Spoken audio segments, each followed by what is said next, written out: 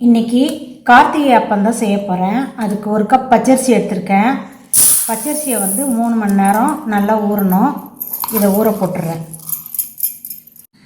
அரிசி 3 மணி நேரம் ஊறிடுச்சு. ஒரு தண்ணியை வடிய விட்டு எடுத்துகிட்டு வந்துடுறேன்.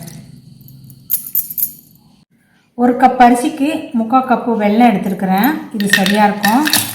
ஒரு கப் அரிசிக்கு 3/4 கப்பு வெல்லம் எடுத்திருக்கேன். வெல்லத்தை கரையை விட்டு எடுத்துக்கலாம். இதுக்கு பாகு பதம் தேவையில்லை. வெல்லத்தை கொஞ்சம் கரையை விட்டு எடுத்துக்கலாம்.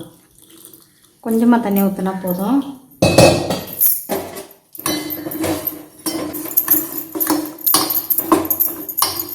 வெல்லம் கொஞ்சம் கரையட்டும்.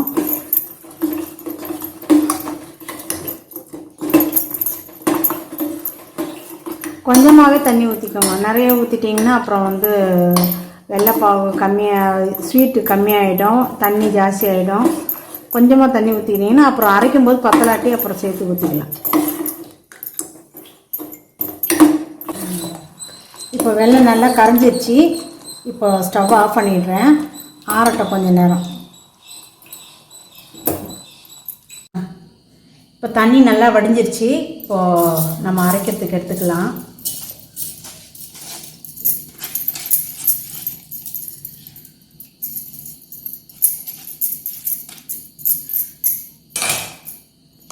இதில் 1/2 கப்பு தேங்காய் துருவல் போட்டிருக்கிறேன்.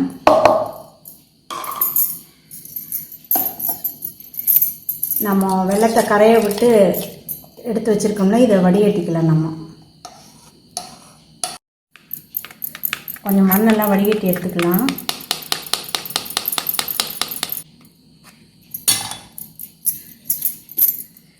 மஞ்சள் வாழைப்பழம் போடுறதா இருந்தால் 2 பழம் போட்டுக்கோங்க. இது பச்சை வாழைப்பழம் பெருசாக இருக்கிறதுனால நான் 1 பழம் போடுறேன்.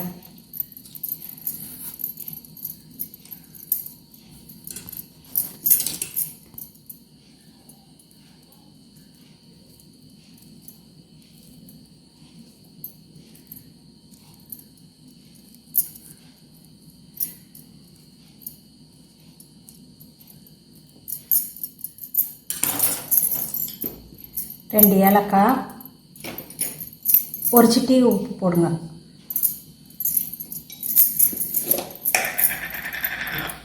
இது சுக்குத்தூள் போட்டுக்கோங்க, அப்போ தான் நல்லாயிருக்கும்.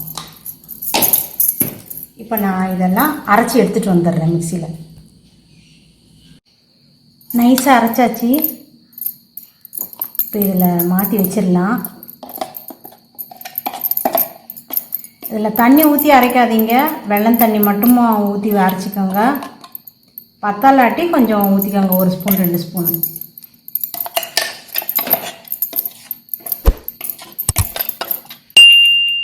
ஒரு மணி நேரம் நல்லா ஊறட்டும். ஊறின பிறகு நம்ம பொரிச்சு எடுக்கலாம். எண்ணெய் ஊற்றிருக்கேன் கடாயில், காஞ்சிட்ருக்கட்டும். இப்போ மாவு அரைச்சி வச்சு 1 மணி நேரம் ஆயிடுச்சு. இதில் 1 ஸ்பூன் நெய் ஊற்றிக்கிறேன் வாசனைக்கு.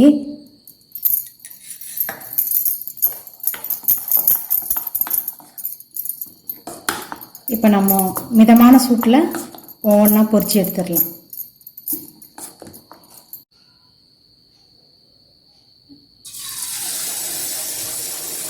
நம்ம ஒவ்வொன்றா ஊற்றி எடுத்துக்கலாம்.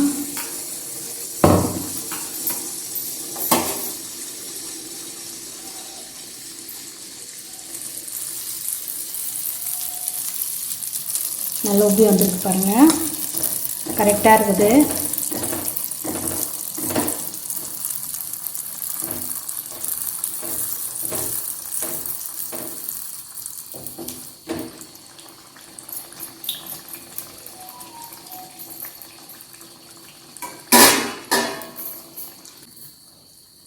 கலர் மாறிடுச்சு பாருங்கள்.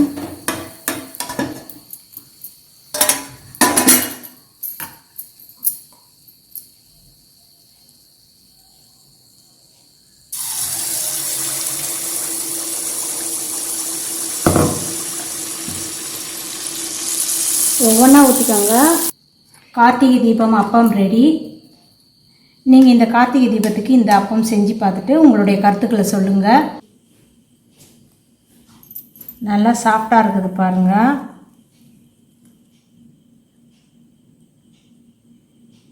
இந்த கார்த்திகை தீபத்துக்கு இந்த கார்த்திகை அப்பம் செஞ்சு பாருங்கள். செஞ்சு பார்த்துட்டு உங்களுடைய கருத்துக்களை சொல்லுங்கள். ஆரோக்கியமான உணவு, ஆனந்தமான